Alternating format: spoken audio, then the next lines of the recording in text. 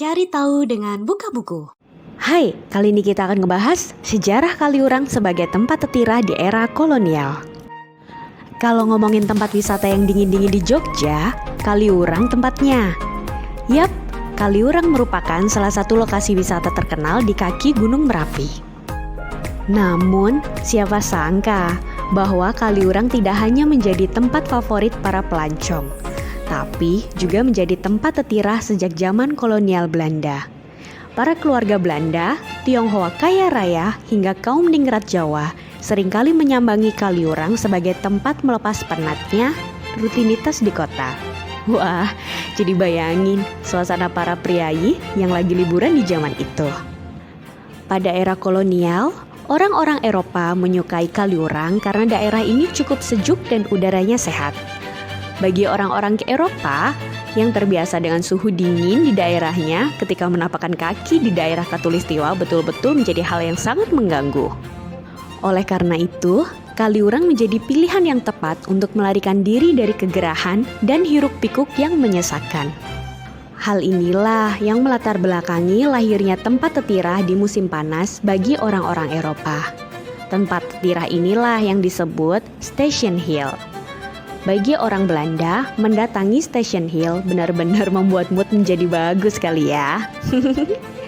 Bagaimana tidak, pemandangan indah, udara sejuk yang selalu disuguhkan, dan bebas dinikmati sepanjang waktu.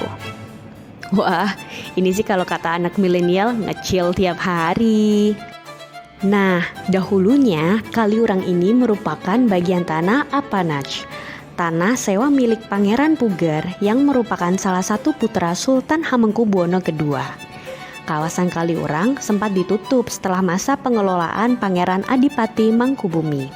Namun, beberapa waktu kemudian, lahan Kaliurang dikembangkan dan dibuka kembali.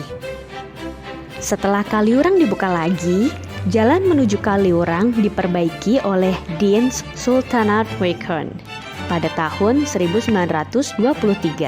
Waduh, semoga tidak salah ya baca namanya. Selain itu, Belanda juga meminta izin untuk membangun tempat tetirah yang mana akhirnya melahirkan banyak bungalow-bungalow bergaya Eropa. Selain sebagai tempat tetirah kolonial Belanda, bungalow yang dibangun juga dijadikan sebagai tempat singgah sementara para bangsawan keraton. Namun, ada juga bungalow yang disewakan untuk umum dan juga dijual kepada Eropa atau Tionghoa yang kaya raya. Wah, berarti di zaman itu Kaliurang memang tempat untuk para konglomerat ya.